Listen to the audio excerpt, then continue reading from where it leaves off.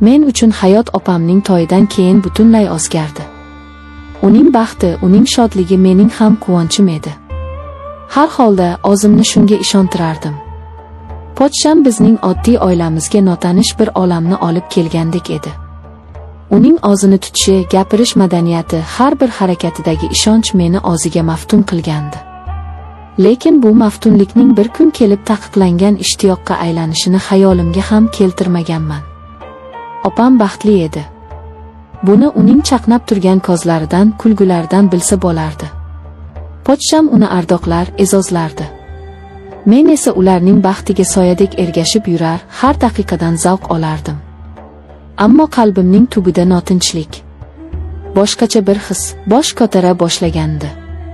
Bu hasad emasdi, yo'q. Bu undan ham kuchliroq, tushunarsizroq bir narsa edi. Podsham bilan har safar ko'zimiz to'qnashganda vujudimni allanechuk titroq bosardi. Uning nigohi shunchaki qaynisingilga qarash emasdi. Go'yo u mening ich-ichimni, yashirin oylarimni ham oqayotgandek tuyulardi. Boshida bu hislarimdan o'zim ham qo'rqib ketdim. Axir bu gunoh. Bu opamga nisbatan xiyonat. O'zimni qanchalik chalg'itishga urinmayin, uning siymosi xayolimdan ketmasdi. Uning jarangdor ovozi, kulgusi quloqlarim ostida doim jaranglab turgandek edi. U bilan yolg'iz qolishdan qo'rqardim, lekin ayni damda shuni istardim ham. Bu ziddiyatli istaklar meni ichimdan kemirardi. Bir kuni uyimizda katta bazm bo'ldi. Mehmonlar ko'p, hammayoq shodon qiy-chuv. Opam mehmonlar bilan ovora, men esa oshxonada edim. Birdan orqamdan uning ovozi eshitildi. Yordam kerakmasmi? U eshikka suyanib, qo'llarini chalishtirgancha menga qarab turardi. Uning nigohida yana o'sha tushunarsiz ma'no bor edi. Yo'q, o'zim eplayapman dedim ovozimni nazorat qilishga urinib. U bir qadam oldinga yurdi. Oradagi masofa qisqardi. Uning atirini hidi dimog'imga urildi. Bu hid meni esankiratib qo'ygandek bo'ldi. Charchading shekilli. Ko'zlaringdan bilinib turibdi. Uning bu hamxorligi qalbimni eritib yubordi. Hech kim meni charchaganimni payqamagandi. Yo'q, shunchaki. Nima deyishni bilmay qoldim. U yanada yaqinlashdi. U kaftini peshonamga qo'yish uchun sekin ko'tardi. Men ko'zlarimni yumdim. Uning kafti bir soniya peshonamga tegdi. Bu qisqa lahzadan butun vujudim olov bo'lib yonayotganindek bo'ldi. "Isitmangiz yo'q", dedi u. Ko'zlarimni ochdim. Uning ko'zlari yonib turardi.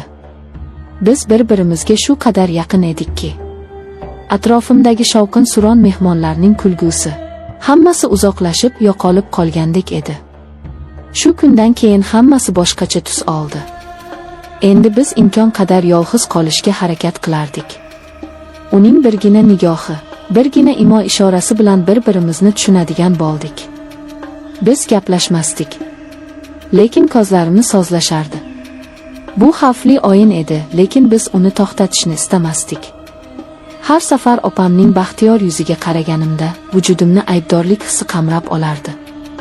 Lekin podshamning nigohiga duch kelganimda bu hislar unut bo'lardi.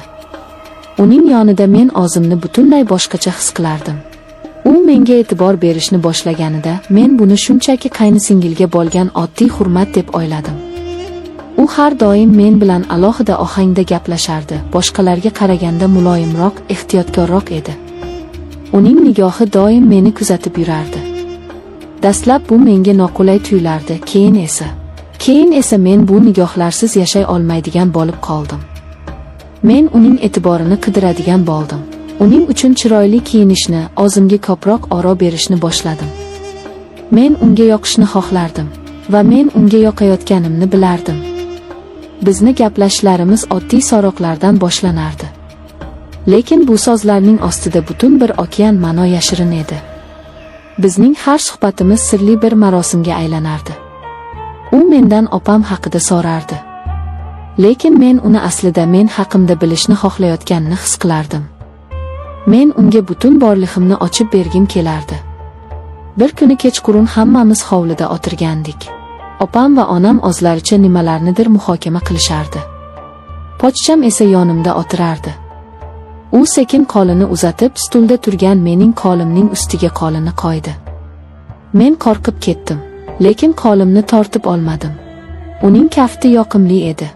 U barmog'i bilan kaftimni sekin siladi. O'shanda men nafas olishni unutib qo'ydim.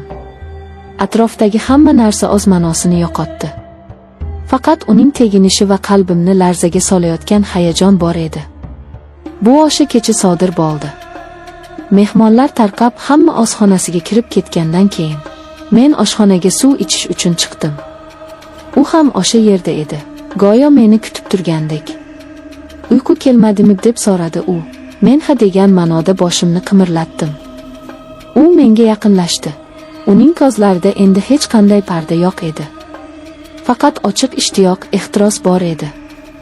Men bunaqa davom etolmayman dedi u ehtirosga to'la ovozda. Seni har ko'rganimda aqldan ozay deyman. Bu so'zlar meni ham aqldan ozdirayotgandi. Men ham xuddi shunday hislarni boshdan kechirayotgandim. Men hech narsa demadim. So'zlar ortiqcha edi. U qo'llarini belimga qo'yib meni og'ziga tortdi. Men qarshilik ko'rsatmadim. Qarshilik ko'rsatkim yo'q edi. Uning yuzi mening yuzimga yaqinlashdi. Men ko'zlarimni yumdim va o'zimni uning ehtirosli bosasiga topshirdim. Bu bosa hayotimdagi hamma narsani ostin-ustun qilib yubordi. Uning quchog'ida men o'zimni ham gunohkor, ham dunyodagi eng baxtli ayoldek his qilardim.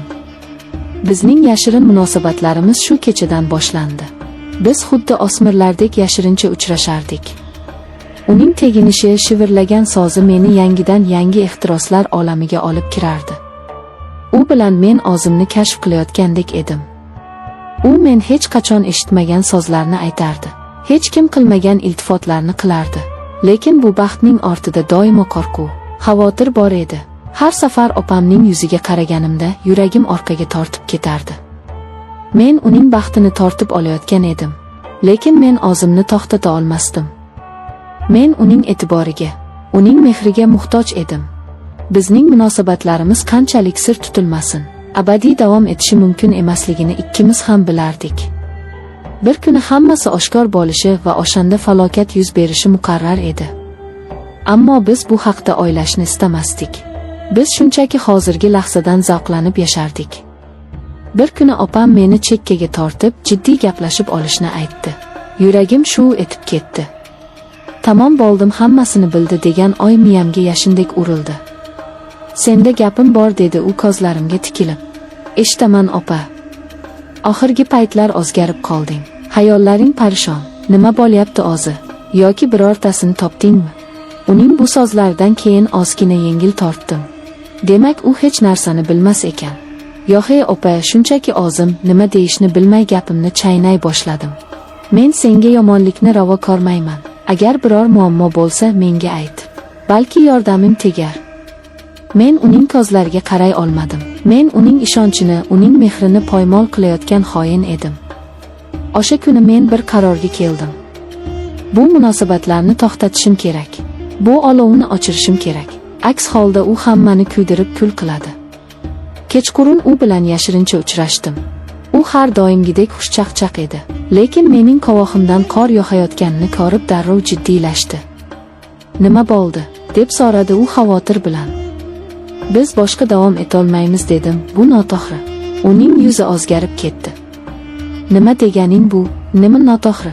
Bizning sevgimizmi? Bu sevgi emas. Bu gunoh, bu xiyonat. Men uni sevmayman, dedi u birdan.